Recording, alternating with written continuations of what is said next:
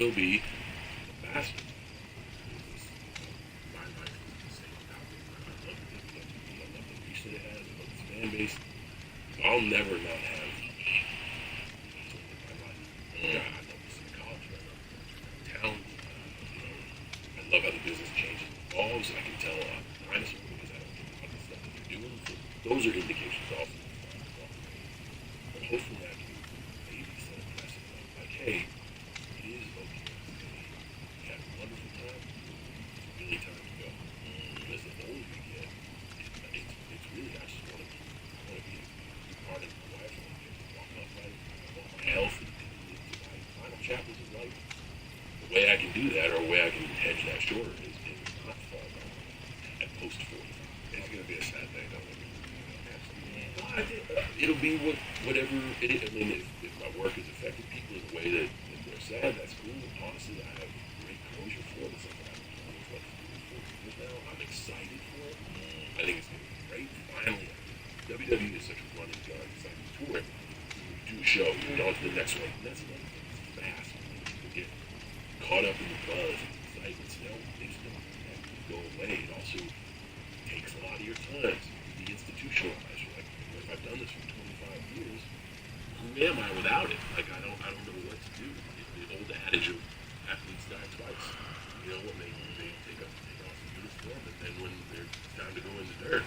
I think a lot of those transitions, I see a lot of music acts. You get back and man, we've been off tour for a while, but there's a little nostalgia out there. Let's go back and get on stage. Can I ask you a question? Yeah. The way that wrestlers, transfer to acting. Actors can transfer to wrestlers. I do. I just too old. Trying to wrestle? Yeah, too old. I'm about to say, You retired at 40. This guy? Listen. you would be fine. Look, alright, I don't think I'd even wrestle. You know one of them guys that just talks a lot of shit? Yeah. You'd be great. You still gotta get in the ring. You gotta get Every once in a while, you gotta fall down.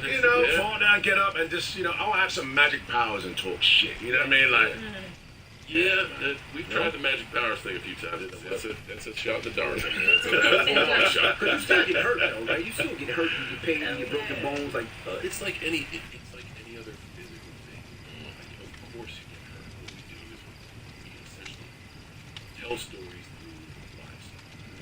If you talk to a stunt who works in the wires and harnesses them, realistic. If you talk to a stunt driver that drives, they give you a list of entities. It's a physical thing. Of course you can. I have a list of surgeries a mile long. Thank goodness nothing has been incapacitated. Another reason why I closed the door. I'm good. I made it through.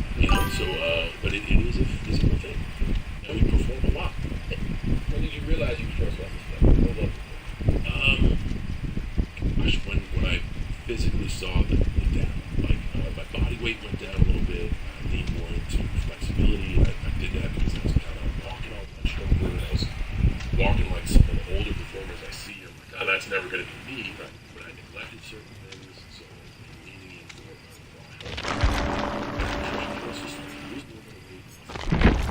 strength. Okay, what am I going to do? Lose a little bit of that pattern. It hurts every time. Injuries, just those red flags. Absolutely ignore. Still a great shape. I look real great. I feel good. But I'm not who I was 5 years ago, 10 years ago. And that's the story. I further just being a shell of myself. I continue.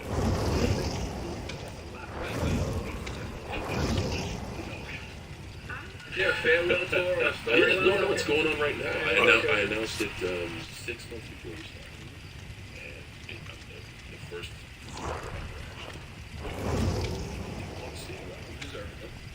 I never use the word deserve. I appreciate that. I always like the word earn instead. So I took a risk and I was like, hey, starting in January, it's going to be my last tour. 36 dates. We're going to make the dates important. It's going to be specific and special. What's up, y'all? I don't know where you watching from, but we doing a console stream today. What's your last name? match? for you. Who's your last match? Who do you want as your last match? Me. Hurrah. That'd be a good way to Yeah, do it. me. Both fall down a lot and has Seeing up the magical second powers movie. and talks shit. It's Like myself. one line, now you think you can beat John. One line.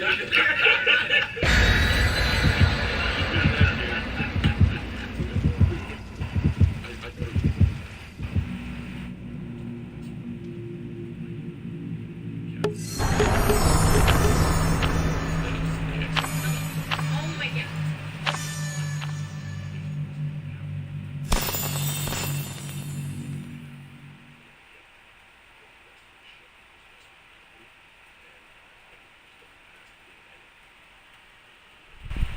Where my lighter? There it is.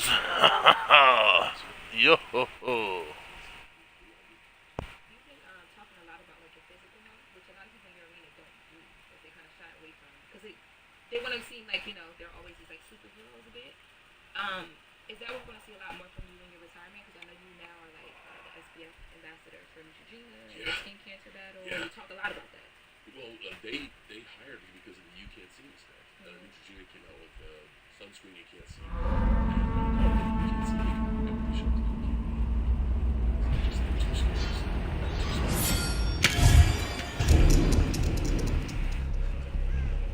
Well, shit, I was finna fire the blunt up, but we got into a match kind of fast, did we? That's fine. Oh, shit, it's Five Nights at Freddy's, man.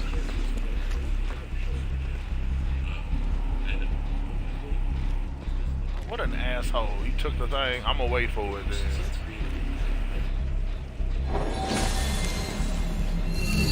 My invitation, ho.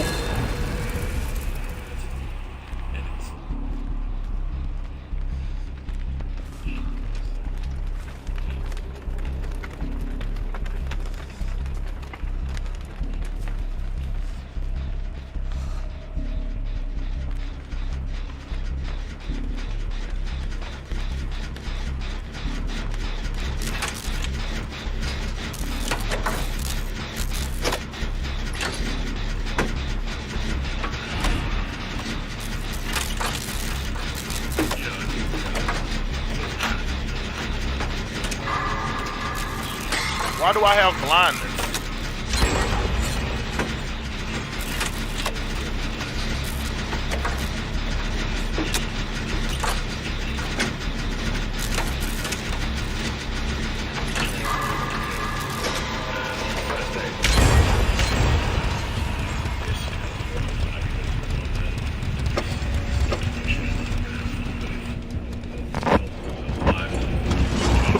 Fuck out of there, boy!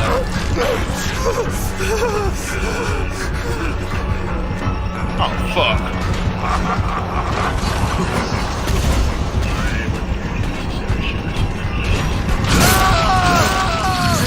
What the fuck? I can't never find the shit I'm looking for.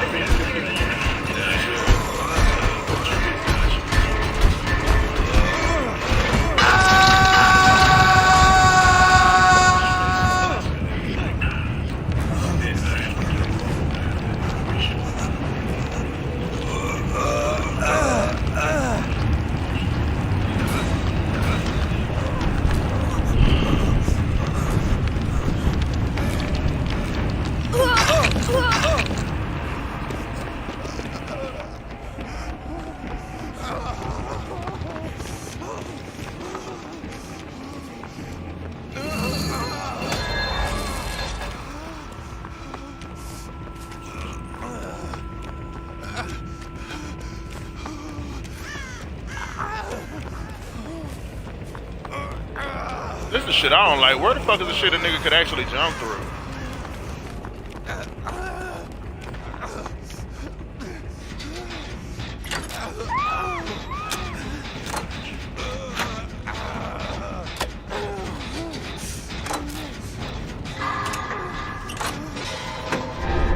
That thong, head ass.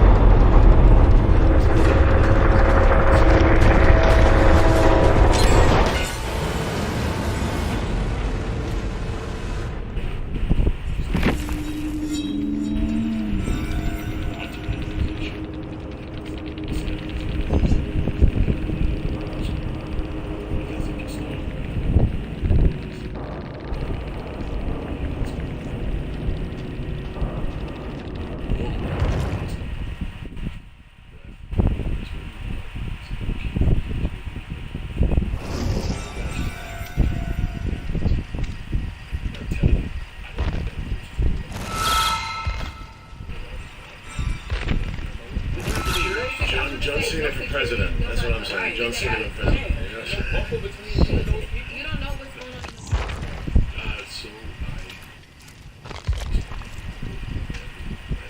think it's a catastrophe situation. One that we should put it both. I don't really have an entourage. I haven't. I believe that they're very genuine. And I also believe that to start to I see people and I've been in some really shaky situations and I've also been able to get the fuck out. But here's the thing, I like to have a small footprint. If I can get out, I'm going to go person 25 people. Sometimes the idea is security is also attention. You said F that when you just said, I'm security and nothing. It's a different deal when you do stalkers, like women be chasing you down, women. No. It's a difference. Listen, Would be stalking him down. women don't slow me down, man. That's no, I didn't. What is that? Say again. Women want to stop you, you want to stop you. Wow. Nobody ever that with me? I did not hear It's the accent environment, not the phrase, not the phrase. The subject phrase is cool, but the accent, which was not that great. Yeah.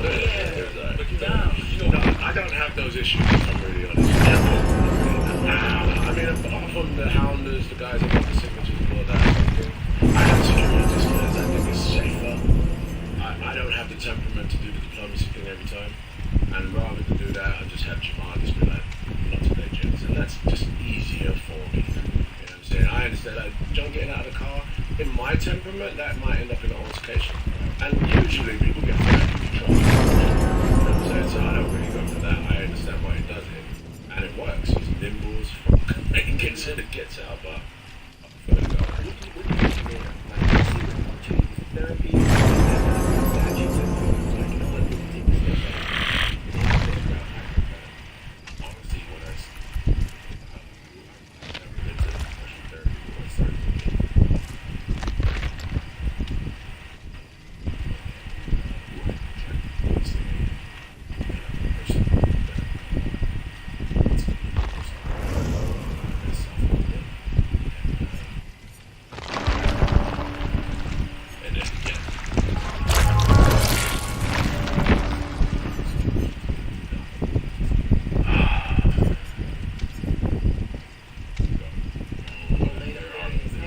and then again, you seen these? Or there are those times where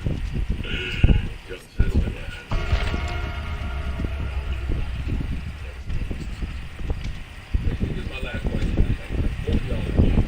You can walk away. But you can't walk away from the John Cena. So I think that's a great statement. If I get to Bro, what the fuck? who is John. Yeah.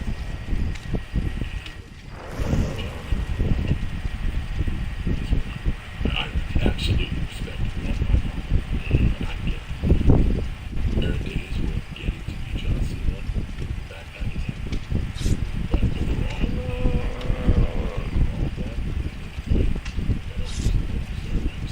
just as a system of checks and balances. Right to do something, get to the job. Those days are crazy. Well, today, getting to be John Cena means you stay up and fucking work. And that's because I don't have the patience. The days I don't have the patience, it's like, I'm not fitting. Hey, I'll be doing anything.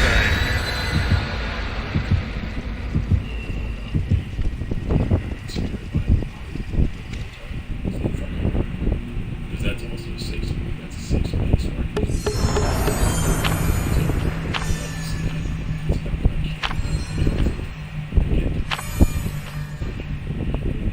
I have a question. I mean, my question is, how comes the wall? What's going on? Like, where's the wire on the wall? Well, these are why this is the radio station. Oh my God. Come on, Charlamagne. Come on, Charlamagne. People that actually been on the show that we interviewed. I've been on the show.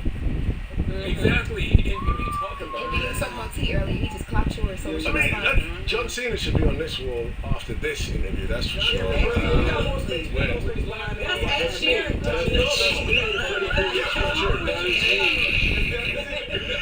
I see a good space. I see a good space right there. Underneath Erica Badu, no I problem. saw you looking around. I thought you just were like trying to look at the wall because you ain't been here, so you showed her the work. Yeah, but where I'm going. He's going, you go right up under Suge Knight, right there. Let's figure it out. Heads of State, Prime Video, July 2nd. Idris Elba, John Cena. Thank you so much for joining us. Yeah, it's great being here. Thank you so much for giving us a environment.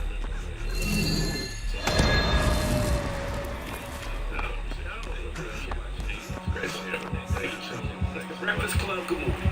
Wake that ass up. Breakfast Club. I just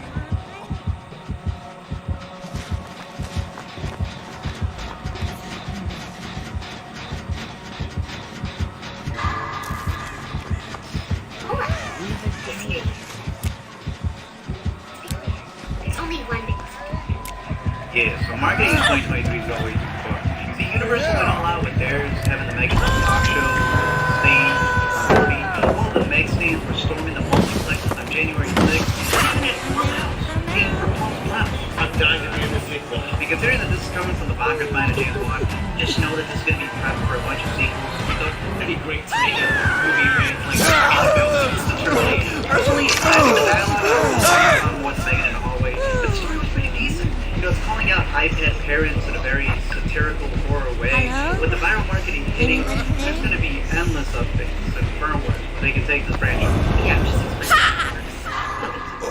sure it's not that complicated. Like me, now Megan follows Jones, a roboticist who works at a toy company in Seattle, who created a line called Perpetual Pets that looks like if a Tamagotchi and a Furby hooked up. They're meant to help kids who don't have real friends by replacing them with a virtual toy. Doesn't need accessories, just DLC. But at least there's no need for a pet cemetery, because you can just end up recycling. Gemma just so happens to have given her niece one, which she named Leroy, but when it falls during an Oregon drive, Megan decides to just stop in the middle of the snowy road, leaving them to get rendered up the mountain. You lost your parents. The worst thing that could have happened to you in this world happened. Gemma eventually gets custody of her niece after the accident, but is always too busy with work, meaning that this girl really does need that Furby. I can't believe this is happening. I'm not equipped to handle this. I don't even take care of my own plans. At work, she's building Megan, which is short for Model 3 Generative Android, but is barely prime chip in her face. That's why her boss is always on edge and is super upset about the knockoff Fursies that their competitor is working on for half the price, which personally I saw as a dig at Warner Brothers for passing on Megan, because get this, they really told Juan that they already had Annabelle and were maxed out on creepy dolls. So, you know, the man just pulled a Nolan and gave it to Universal. I'm sorry, are we supposed to be worried about that? It's a ripoff. You're right, Gemma. It is a ripoff. They do the exact same thing we do. You know what else?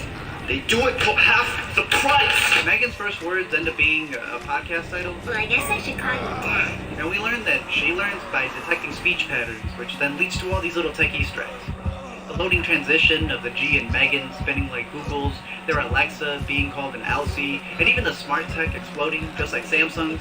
There's also a little Easter egg in Gemma's office, Sundance Dock Space Tourist, which is about rich people taking vacations up in space, leaving all the debris from their rockets to be picked up by the village people, try to clean it up, sell it, also dying due to all that waste.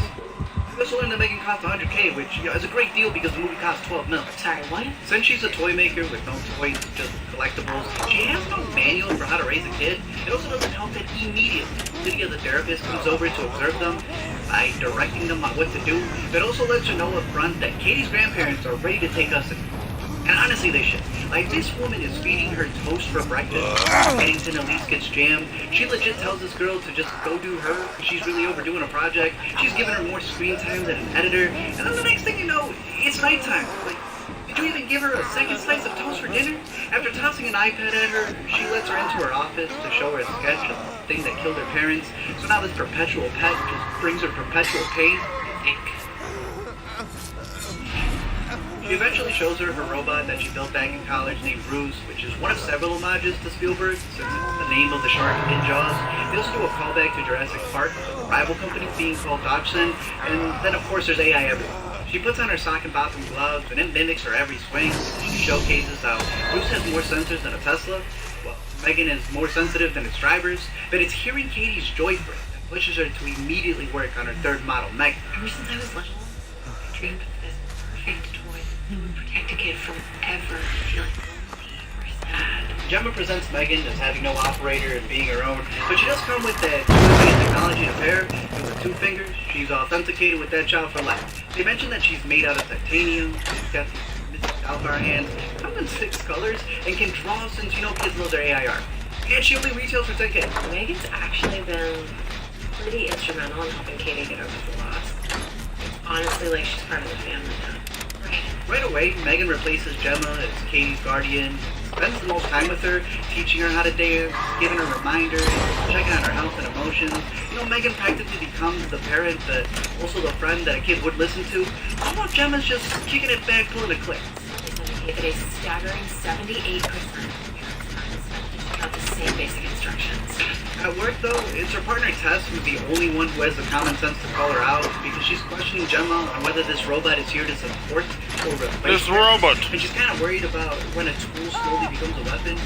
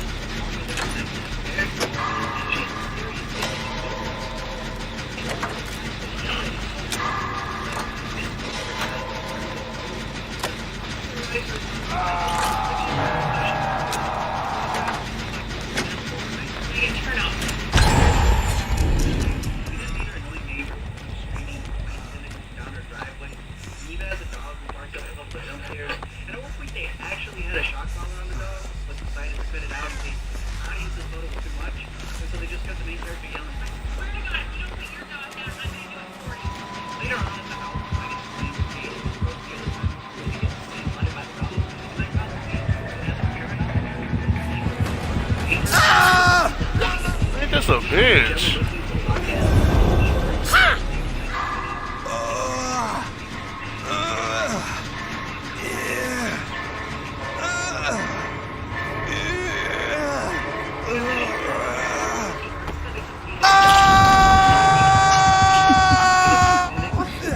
You're in trouble. This some whole ass shit, boy.